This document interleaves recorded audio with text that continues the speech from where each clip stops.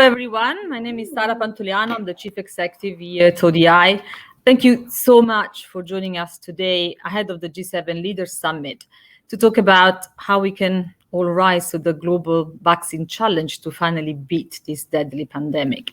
I'm really delighted to be joined by a fantastic panel of speakers. I'll introduce them shortly, but I just want to remind the audience, first of all, that we will be taking questions and comments from all of you during our Q&A session at the end, in the second part of the webinar. So please use the chat box below to feed your inputs and ask your questions during the discussion.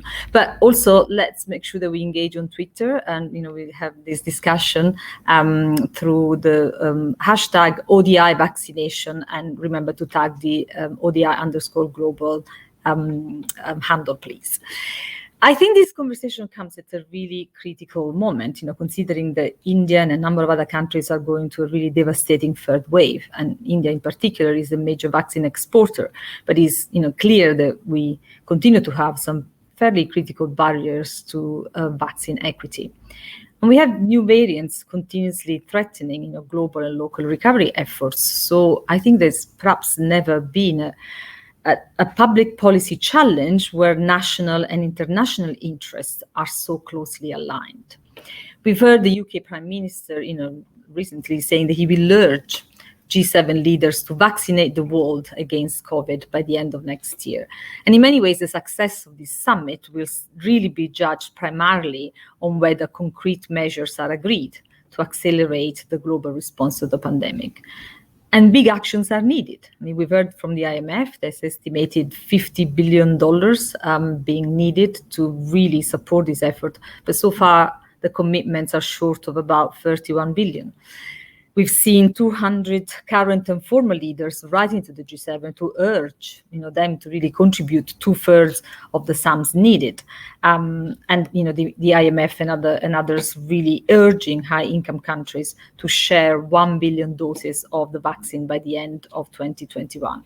But so far, we've seen only 225 million doses being pledged.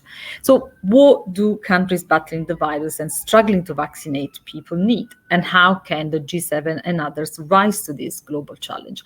I couldn't think of a better group of speakers to be with us today to help navigate this challenge and answer some of these questions. So let me introduce them. I'll start with Marie-Ange Saraka-Yeo. Marie-Ange is the Managing Director for Resource Mobilization, Private Sector Partnerships and Innovative Finance at Gavi, the Vaccine Alliance. Since joining Gavi in 2011, Marie-Ange's leadership has helped raise the largest amount of resources ever for Gavi. She's the lead negotiator with G7 and G20 leaders, with corporations and with high net worth individuals that really are driving the expansion of Gavi's investors base. Ashok Malik is the policy advisor in the Ministry of External Affairs of the Government of India, where he works closely with the Foreign Secretary. Ashok is also part of the Empowered Group, the interministerial institutional process that has been set up by the Government of India to address specific aspects of the COVID-19 pandemic response. And last but not least, Jeremy Konindick. Jeremy is the Executive Director of the COVID-19 Task Force at USAID. Prior to this role, Jeremy was a Senior Policy Fellow at the Center for Global Development and previously served in the Obama administration as the Director of USAID's Office of U.S. Foreign Disasters Assistance, OFDA. He actually, in that position, led the response to a number of international crises, and notably the epidemic in West Africa, the Ebola epidemic between 2014 and 2016. It is a real privilege to have all of you with us today. Thank you all for joining us. It's a busy week for the three of you, so I'm particularly grateful for you taking the time. Let me first turn to Ashok. Ashok, the situation in India is dire. Can you tell us a little bit, concretely about the reality of the crisis, but also how can international partners help? You're on mute. Sorry, am I audible? Great. Thank you for having me here, Sarah, and thank you to ODI for organizing this. And hi, Marie and Jeremy. It's glad to meet you electronically. I would have liked to have met you in person, and I would like to be in London today, but never mind, we do it another time. Coming to the situation in India, it's a little ironical that the number of new cases in India today is 90,000. And we are actually sighing in relief because this is way below the second surge peak of 425,000 new cases a day. And yet, if you go back to our first wave, which concluded around December 2020, it peaked at exactly this number, 90,000 new cases a day. And this should give you an idea about the intensity of the second wave. We had perhaps planned or modeled for twice the number of people falling ill to the coronavirus as it had happened in the first wave. But the numbers went up by a factor of over 4. Why did this happen? It was a perfect storm of multiple factors. I guess there was pandemic fatigue, and as the first wave numbers plummeted, people began to go out to work, to meet friends, to the market, and so on and so forth, and maybe we all became a little complacent. Second, we started our vaccination program for specific high-risk groups in January, which was exactly when the numbers fell. And that again led to complacency that didn't lead to vaccine hesitancy as much as a sense that we could always get vaccines a few months down the line, and it wasn't that urgent. That sense of urgency wasn't there. Third, we were hit in different geographies in the country by 3 different mutations, 3 variants, each of which was significantly more transmissible than the original coronavirus variant. We are not certain they were more lethal, but they were certainly more transmissible. And that led to a perfect storm. The number of health facilities, the sheer volume of medical equipment, medical oxygen production in the country between the first surge and the second surge had gone up about between 70 and 80%. But even that just wasn't enough because we were dealing with numbers that were overwhelming. And very frankly, if there is a third wave or another wave of this nature in any country, I don't think any system is geared towards dealing with literally millions of new patients coming into the hospital or wanting to come into the hospital system every week after week. So the race now is between vaccination and a third wave. A third wave will come. How intense it will be and how damaging it will be depends on how many people can get vaccinated. And that's where we are. Towards the beginning of our vaccination program, we had enough vaccines to make our contribution to COVAX, to give to other countries as bilateral grants, as well as to allow our companies to make commercial sales. And we actually sent out 66 million vaccines. But now it's proving to be a problem because immediately there is an urgency and within the country, and more and more people are lining up to get vaccinated. And frankly, there is a supply side problem rather than a demand side problem. We hope that will be remedied in the months ahead, but that's where we are. Thanks, Ashok. That really sort of hits the nail on the head. Marianne, you've heard from Ashok, it's a race between vaccination and the third wave, but there is also obviously a problem in terms of supply. Can you tell us a little bit about the scale of the financing gap for vaccines, and then perhaps later in the discussion we can also talk about the production and the supply, but the financing gap? No, I think, I think Ashok presented very well the situation in India. And I think what this situation shows is, of course, the threat borne by various mutations. And that threat is quite important. So clearly, when we think about the strategy, it's about, of course, minimizing the risk for this new variant by protecting the most vulnerable everywhere, really, from the most severe cases of the disease, but also expanding that, limiting the spread of the virus through expanded the vaccination coverage. So clearly immunization is key here, but what matters coming to financing is the importance of contingent financing, having financing early, because clear and a diversified portfolio to be, of course, able to respond differently to the demand. And that's particularly why the Gavi COVAX Advanced Market Commitment was created, in a sense, as an innovative finance mechanism to 92 low and middle income economies, including India, to basically enter early on into an advanced purchase agreement, reserve doses to be able to deliver later. So, part of the promise of COVAX has been, in a sense, achieved by being able to deliver the doses, let's say, 80 days after they were actually delivered in higher income economies, compared to the previous crisis where it was more than a year.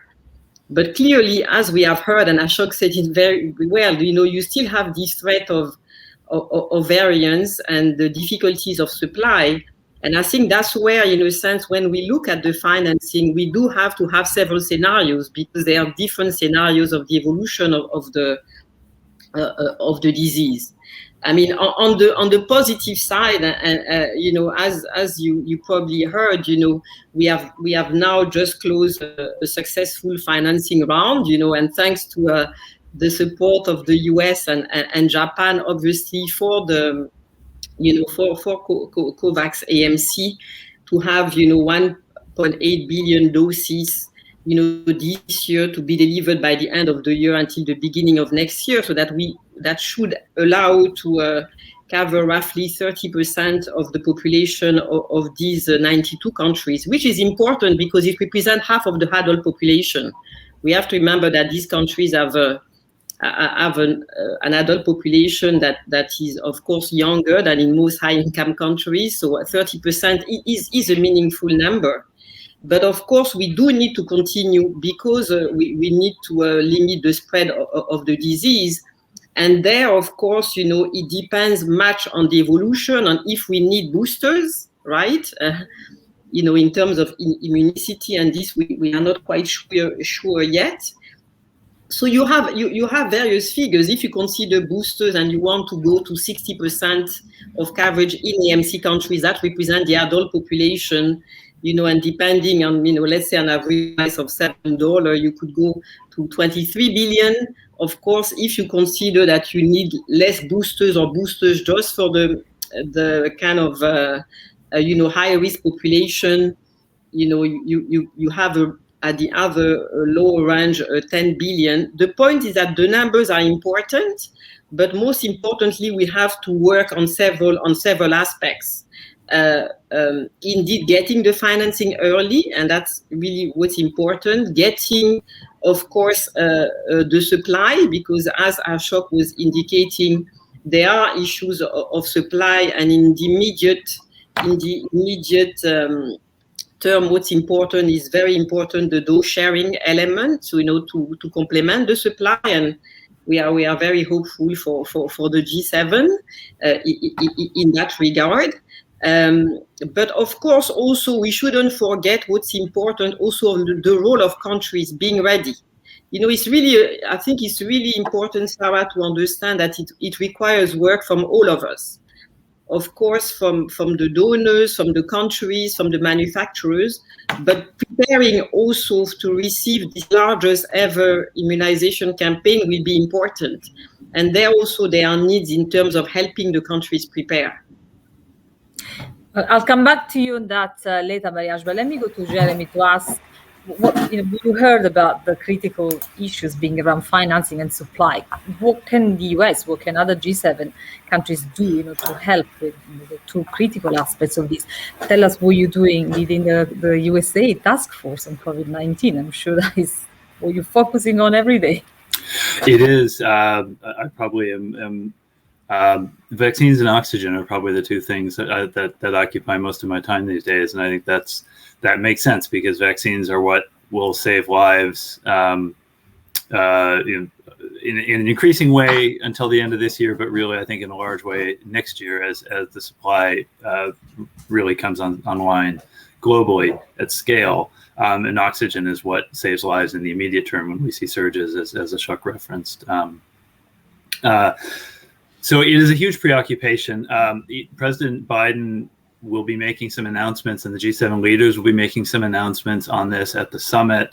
One thing I think I can say now, because it's been publicly reported and the White House fact sheet has gone live, is one of the key ways we'll be doing this is, as President Biden is announcing, the 500 million dose commitment to Gavi of Pfizer doses that the U.S. will be procuring, and that critically is obviously a very large number of doses, but also the sequencing is really important. So one of the challenges that Gavi has had is the kind of the different doses from different producers come online at different times, and because of the situation in India, much of the Indian supply that Gavi had relied upon is now needed for domestic use in India. And so we see this Pfizer contribution as an important way to kind of fill some of that gap until the Indian supply to Gavi can come back online. And so it's really critically important that of the 500 million doses,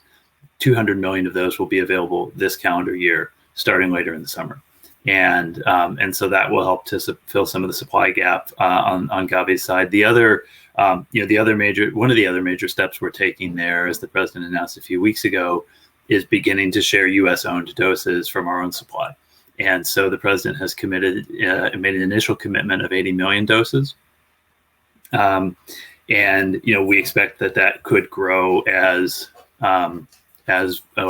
we get additional deliveries and we see continued improvement in vaccination coverage rates here in our country. So we don't have new numbers, but I think it's plausible we'll be able to go beyond that.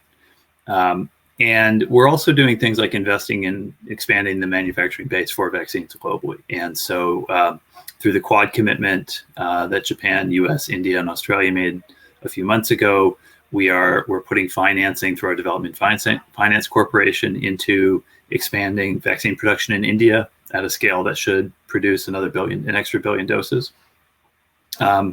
We're also seeking other opportunities. The DFC is partnering with the International Finance Corporation and some of its other peer development finance bodies to also pursue opportunities to expand manufacturing in Africa.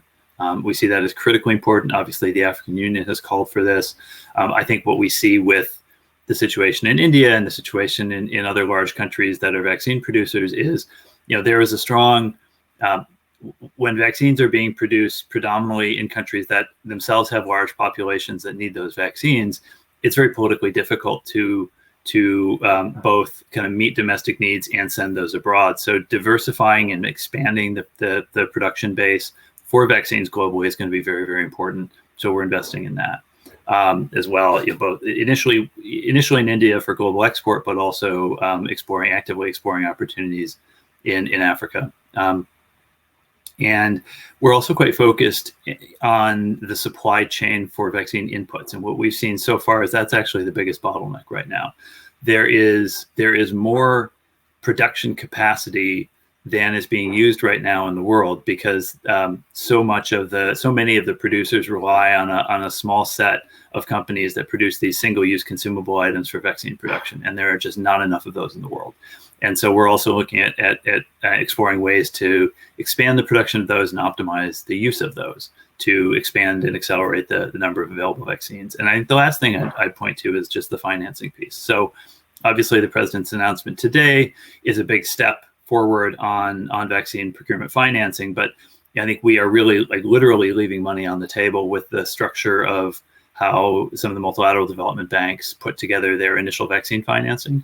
The Asian Development Bank put $9 billion on the table for countries. The World Bank put $12 billion on the table. Others have put some on the table, but very, very little of that has actually translated into deals. And I think it speaks to some pretty significant design flaws in how that money was originally conceived, and I hope prompts some reflection in the multilateral development banks about that. I mean, it's not the first time we have seen the MDBs struggling, frankly, to move money out the door in a timely way when faced with a serious disease outbreak. Thanks.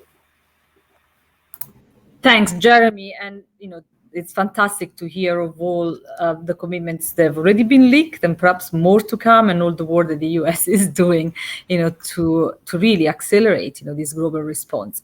But Ashok, maybe, to come to you, what can other G7 countries do? What are you expecting or hoping to hear, from G7 leaders this weekend? Thanks. I agree with almost everything Jeremy said, and he's pointed to how absolutely heartwarming international cooperation has been over the past year. Countries have sent each other medicines. India sent medicines. The US sent us oxygen. We've all tried to help, but frankly, we've also all struggled. Because, as Jeremy said, capacities are limited. If you look at recent vaccine rollouts, there were vaccines meant for specific populations, so children or adolescent girls perhaps, or certain categories of adults. This is a vaccine which we all expect will be universally delivered. That's potentially 8 billion people in the world. And with booster shots, that's multiples of 8 billion. And we need more diversified capacities, not just for vaccine manufacture, but as Jeremy suggested, for ingredient manufacture.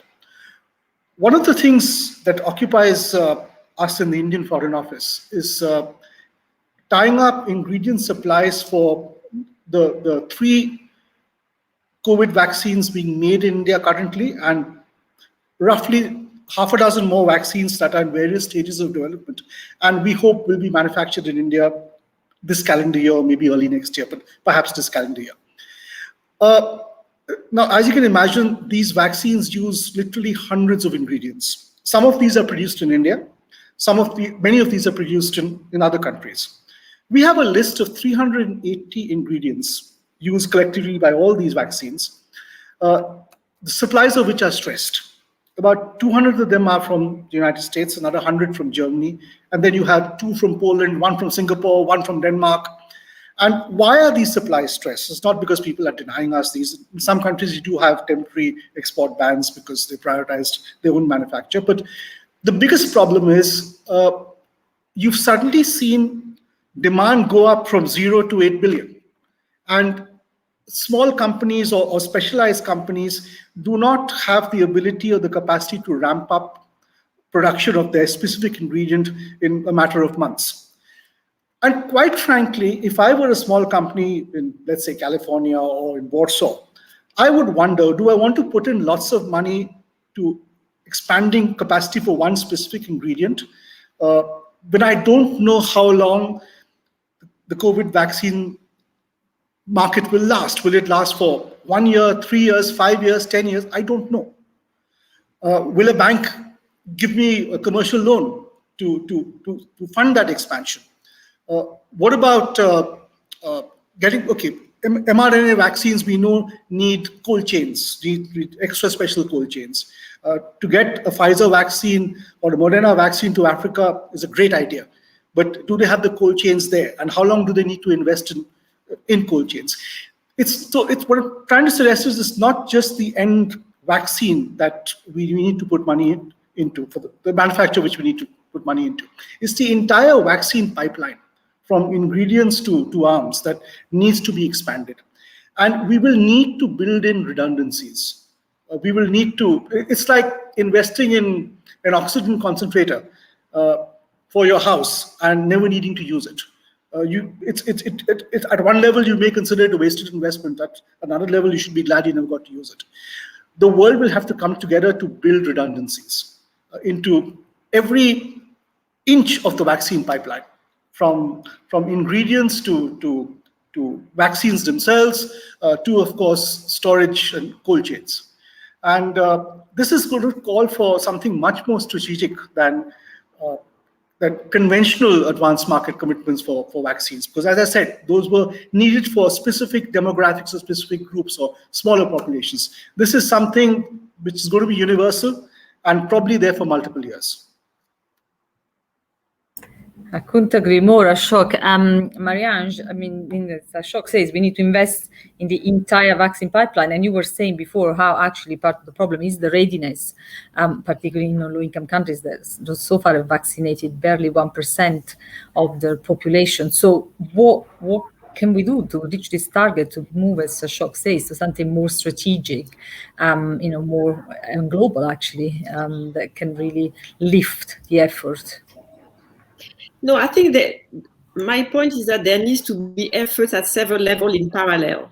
I think one of the key things that Ashok just said right now is the contingent financing is very important, but it's also financing at risk. One of the big reasons why capacity was not developed early enough, that a lot of countries were not investing at risk, and there was this concern, or even institutions.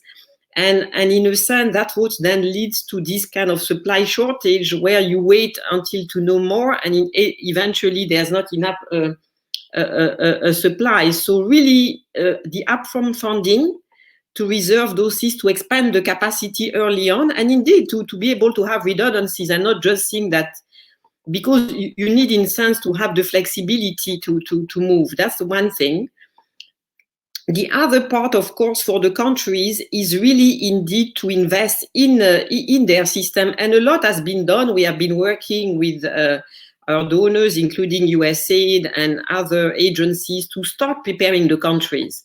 But ultimately, indeed, if you look back at the beginning, you had first one vaccine that was pre-qualified, and then others. So you do need to think also about the country absorption capacity and capacity to, in a sense, adapt to the variety of vaccine that we have. And now we are lucky because we have several of them, but it requires various level of preparedness. And I think that now has to be now that we know the vaccine is there, that the vaccines are coming, doses are coming, and thank you, Jeremy, for all the efforts, and the US. The focus really needs to be on the delivery in parallel, so that when these doses arrive in countries, they are not idle, right? One point also that I want to make, and that is important, of course, that Jeremy hinted at too, is that in the front loading of contingent financing, indeed, is also leveraging the capacity of each organization. The advantage of COVAX indeed has been to be able to reserve in advance with the funding received. It's true that the multilateral development bank, with a country model that is more a retail model, is a model that works when actually the vaccine is already plenty available in big quantity, because the investment comes much later. So now it's about bridging these two types of investments so that we can leverage and get that investment earlier, to the point of making it actually much more productive. And that will be important, but also to support the countries, because they do have a country model that can help to support the system in countries. So I think that will be that will be quite important. But of course, also for the country readiness, we should not forget that one of the strengths also of the immunization system is that the routine immunization system before the pandemic has grown a lot, has strengthened thanks to the investment of a lot of partners and donors like USAID. And it's actually building on this system now to stretch it to, in a sense, receive the volume of vaccines. If I hear from my health colleagues, we are going to roll over 4 times the volume of vaccine that we typically roll in country. So this is a major endeavor, also building on a very strong immunization system. That has been the strength of our partnership with India. For example, we have 20 years of partnership with India that was really built on the most extraordinary immunization system. And that's how we have been able to introduce 6 new vaccines, reduce the number of unimmunized by 40% in 5 years. So it's feasible, but it's really building, working on all these things, not just one aspect. It's really working in parallel in these various dimensions. Thanks, Marianne. I was going to come to Jeremy actually with the same question that one of my colleagues from ODI has also just come from the audience. We clearly think alike. So I was going to ask you exactly the same, picking up on your point before. But Mark Miller, who is the director of the Public and Development Finance team at ODI, is asking Jeremy, he's keen to understand more about what MDBs could be doing to make sure that the money on the table is translated into vaccination programs. What has gone wrong? What are the barriers? And is it reasonable to expect the low-income countries, to borrow for vaccine given global benefits? And just a reminder that after this, I'm opening more widely to the Q&A. So do put your questions in the chat. Yeah, it's an important question. So is it reasonable to expect LICs to borrow? I think, to a point, yes, not exclusively. And that's why COVAX exists. That's why the U.S. government is providing as much support to COVAX as we are, and why we've been encouraging others to do more. And COVAX now, even prior to the new U.S. commitment to Pfizer, COVAX had raised $9.5 billion, I believe, at the last, as of the end of the last funding round. So the world has put close to $10 billion and still growing into Gavi so far for COVAX, for support to low-income countries to make sure that their most at-risk populations and then some can be covered. I do think, though, yes, there are global benefits. Yes, I always want to see wealthy countries continuing to provide more support. And in the U.S. has provided more than anyone in terms of absolute dollars on this. But the benefits also accrue to the countries themselves. So I think as a kind of reason to take on debt to meet a one-off short-term cost that is a major posing major economic risks and is a solvable problem, that's a reasonable thing to incur debt for, I think. And I think countries are interested in doing that. The challenge, as I understand it, with the way the financing has been structured from the multilateral development banks, is that if you're a small country, it's a lot of hoops to jump through to take a loan, figure out the manufacturer you want to buy from. The World Bank put a lot of hurdles. So they had a much higher bar for being able to access that funding than anyone else did. If I recall correctly, it had to be approved by 3 different stringent regulatory authorities. Whereas with Gavi, it only had to be approved by either a stringent regulatory authority or have WHO emergency license. So the World Bank made it much harder for countries to access that money. It also fragmented the money. So what COVAX attempts to do, and what, say, the EU attempted to do, and what the US, for our states attempted to do, was to procure centrally and then allocate. And I think the distinction that I draw is between how the US did our vaccine program this year and how we did our PPE support last year. So a year ago, when the US was in a bad situation, the government at the time left the PPE procurement to each individual state, and it was chaos, and it created competition, and it didn't send clear signals to the market.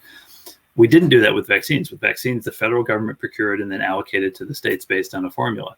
Well, the way that the World Bank's money has worked for countries, or not worked, as the case may be, looks a lot more like the way PPE worked a year ago than the way vaccines worked a year ago here in the US. It is fragmenting demand, which means you're not sending a clear signal of demand to manufacturers. You're not sending assurance of financing to manufacturers. And in the conversations I've had with pharma companies, they've identified that as a big problem. That, the fact that there's $12 billion plus of World Bank and $9 billion of Asian Development Bank and billions more from others out there in the theoretical sense doesn't send them, like an individual manufacturer, a clear market signal that there is specific demand for their product with financing attached. So they're going to go to where the deals are that give them that. And that really disadvantages low-income countries as well. So I think that's, that as I understand it, there is a dialogue going on now between COVAX and the World Bank on trying to get to a more consolidation and concentration of demand. We have been pushing them for that from the U.S. side for the last few months, because otherwise it's just tens of billions of dollars that is going unused on the most important global priority at the moment. Thanks, Jerry. Marianne, do you want to add something on this COVAX World Bank dialogue?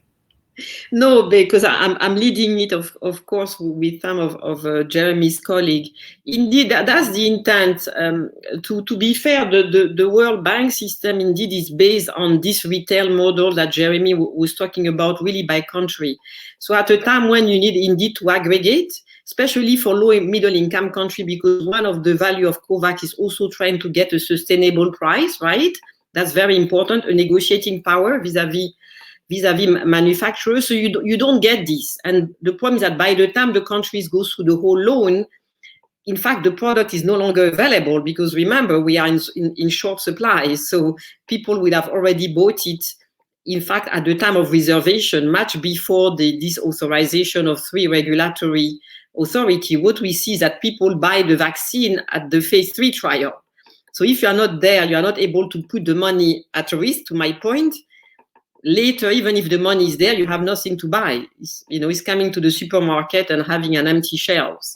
And so we are working indeed to be able to use more of this aggregation. The good thing is that the bank now has approved already 20 projects and plans to approve 50 by the summer. So we are working to have this aggregation indeed to be able to exercise the options that we have on the table from the manufacturers and have then reserve in advance, and then be able to provide the countries with additional doses.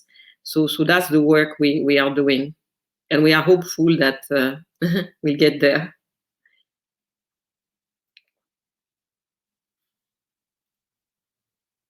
So I can't believe I was muted. So we have another question for you, Marie-Ange, on whether COVAX can meet its target of delivering 1.8 billion doses in 2021 without production from India, or are you relying on further donations from the G7 and other countries to achieve this? Yeah, so part of the additional funding drive that was kindly hosted by the US Secretary Blinken was indeed to be able to diversify the portfolio with to be able to reserve doses from other manufacturers more globally, in a sense to mitigate the situation with India while they go through the process.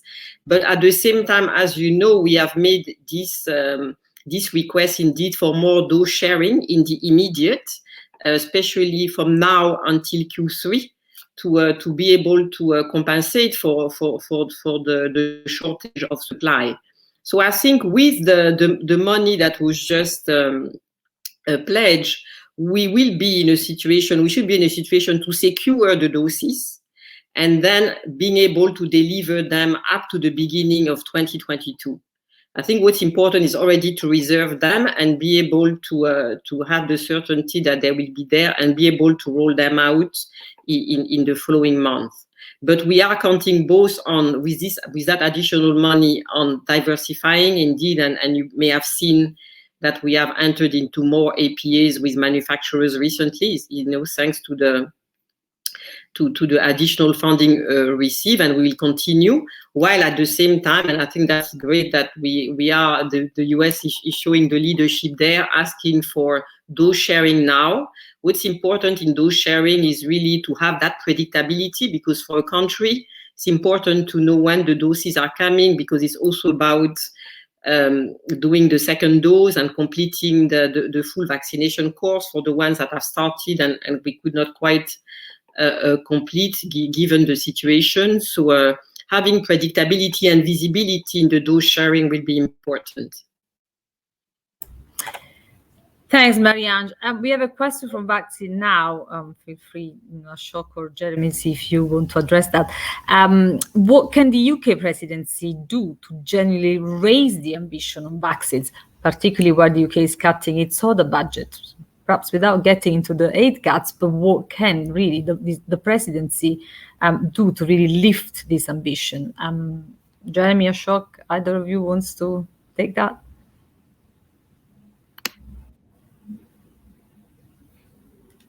Ashok, you're muted. Sorry, if I could take that. I think the UK presidency, to be fair, has indicated a an urgency and an energy on not just the COVID vaccine, but on pushing up ambition for vaccines generally to deal with not just this pandemic, but pandemic preparedness generally.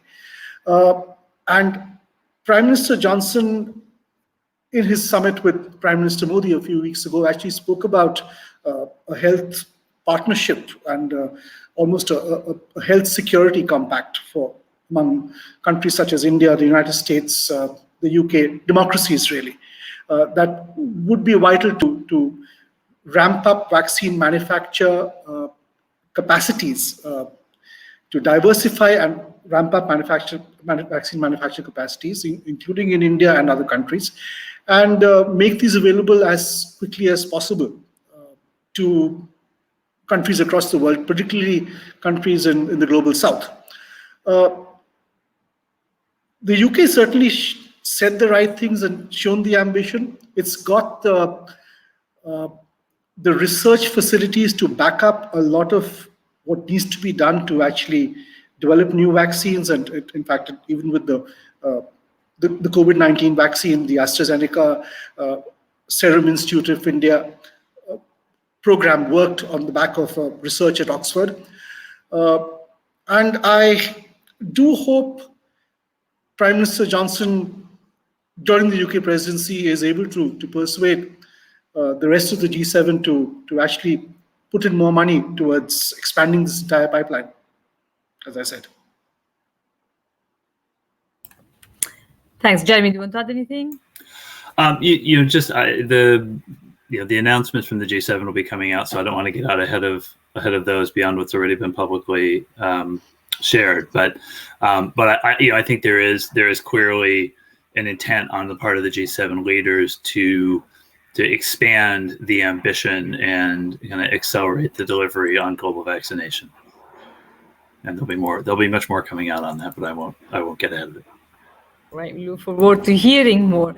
Marianne, another question for you from Sabrina Nixon at the British Red Cross.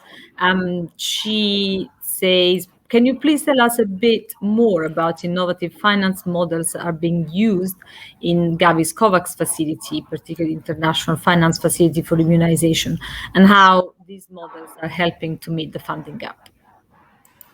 Definitely, and actually I want to use that and make the transition to your earlier question about what the UK can do, because actually the UK has been a leader in these innovative finance mechanism. And when the COVAX AMC was launched, it was launched last year, if you remember, by Prime Minister Boris Johnson at our Global Vaccine Summit.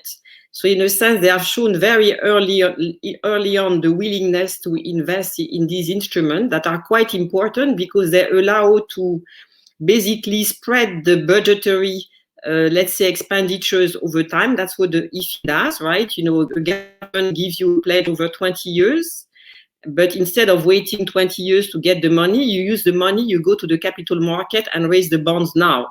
So the UK is the leader in IFIM. And actually, that's what they have used for their contribution to COVAX. So it's very important because it helps to invest immediately, even though you may want to spread it over time. But it's also important because it allows actually to invest in other interventions without necessarily putting all your development money in one pot. So it has been critical both for IFIM and also for the advanced market commitment, because the COVAX advanced market commitment is actually derived from another advanced market commitment that we had on pneumonia, where the UK also had invested. And it's actually the first mechanism Gavi had where we were able to introduce a very complex vaccine at the same time in wealthy country and in developing countries. So that's how it was basically the pilot that was very important in helping basically immunize children in low-income countries against pneumonia, which is actually the primary cause of death for children in these countries. And it's a very complex vaccine. So we could test actually the whole mechanism there. And then, of course, when the pandemic started, it felt natural to bring it to a much larger scale and I have to say that it's thanks to the UK leadership there. So a lot that the UK can do in terms of driving, some of this strategic agenda. And of course, Prime Minister Johnson has been calling on vaccinating the world, especially the AMC countries, by end 2022. So we are hopeful, and some leaders are already following up. We are hopeful for the G7. Thanks, Marie-Ange. We have one other question. I may squeeze in one last one after this, because then we have to start wrapping up. So this is from an audience member that doesn't identify themselves to either of the panelists. What role do you see for Chinese vaccines in the global vaccination campaign, as they're rapidly ramping up production and got WHO approval in the last few weeks? Any of you wants to address that?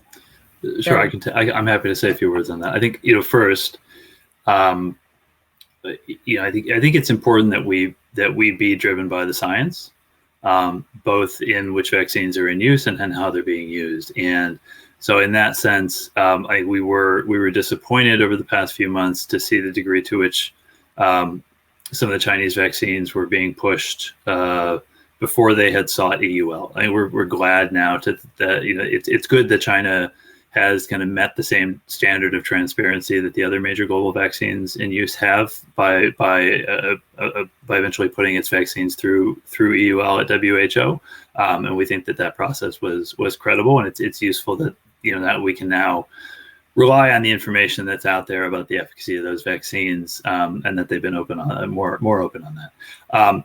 But what's also concerning, I think, about China's vaccine diplomacy is the degree to which they've been doing such overt vaccine diplomacy versus using their vaccines in a way that's driven by public health. And there've been a lot of reports of China seeking to extract political concessions with their vaccines. And I think what President Biden has said very clearly is that that shouldn't be done, and as the U.S. we're not going to do that we're not going to be trying to leverage vaccines into political favors or political concessions, that we're going to give our vaccines and provide our vaccine support in a way that is driven by public health and is focused on accelerating the end of the pandemic. And we think all countries should do the same. Great. Jeremy, Ashok or Marie-Ange, do you want to add anything? And then I'll just do one final round. No, I think what's important, as Jeremy said, is that now it has gone through the pre-qualification process, through the EUL process. So, of course, we'll have to see as part of the process also, in a sense, what can be made available, through the process that we have, and see how that this can happen. So we have to see indeed how these doses are made available, if they can be made available, relatively quickly to help the crisis, but obviously going through the process that are there and the transparency that is needed. Thanks, Maria. Sorry, Ashok. If I could just add something here, most of the vaccines we've been using and discussing may nominally belong to one country or the other, and may predominantly have been developed in one country, but they are actually international efforts, because, as I said, the supply chain is very intricate and very international, and this supply chain will grow and will become even busier in the years to come. It's important that every segment of the supply chain is driven by market principles and by democratic principles. Because why do I say that? Because every segment of the supply chain has to be transparent. I have to know clearly what my ingredient supplier is doing, and my customer needs to know what I'm doing. I'd like to emphasize those principles, because those principles are critical as we move ahead in taking on this pandemic and maybe, God forbid, a future one.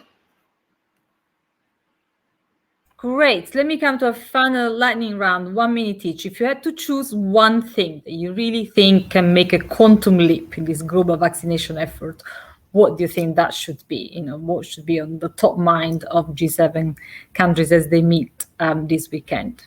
who wants to start? 1 minute each, because we need to wrap up. Two, I can stretch to 2, but no more than that.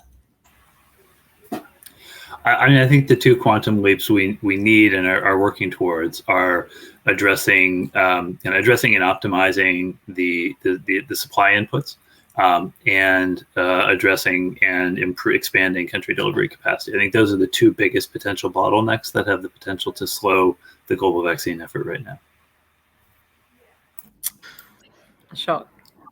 While agreeing with both of Jeremy's points, I would say that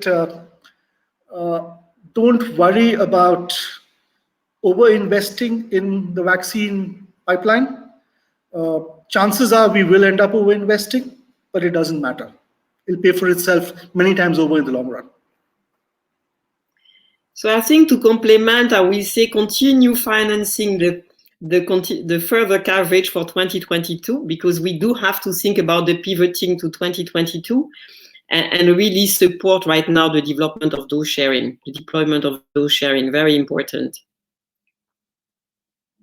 Great, you incredibly disciplined panelists, because I was, sort of budgeting enough time to make sure that we got time. But that means I can give you and the audience 5 minutes back into your very busy schedule this week. So let me just really thank you all, Marianne, Jeremy, Ashok, because this has been incredibly insightful, session, and of course the audience for all the questions. I think what we clearly heard today is not just the financing. It's the financing is critical, but so is the production, the supply, the getting the readiness sorted. It's as Ashok put it earlier, is the importance of investing in the entire vaccine pipeline, from research to production to delivery, to making sure that the countries can actually receive it. There are a lot of barriers, but it's obvious that it has to be a priority. These collective global efforts need to happen, and who better than the wealthiest countries to really help sort of lift this. And in many ways it's important to also remember how small, after all, the cost of this global vaccination effort really is globally, compared to the benefits that it can have for the global economy. The IMF estimated a $9 trillion kind of benefit in terms of impact for the global economy. In many ways the future cost of inaction for the global economy will be far greater than financing and sort of really pushing the global vaccination program right now. So I think as we wrap up, we really leaving with a lot more food for thought and really useful perspective that you have shared. Many ways that the very best time to provide the necessary resources and support for the global vaccination effort may have been last year, but the second best time is now. So let's really make sure that we see this lift, and we now have to wait and see if the G7 leaders this weekend do take the necessary action to rapidly move forward towards vaccine equity. The US has got us to a really good start. Let's hope that the other countries follow. As ODI, we will continue to push for action in the lead up to these moments, G7 now, G20 later in October, and really look forward to seeing you all to future conversations and events. Thank you all, particularly our panelists, and wishing you all well.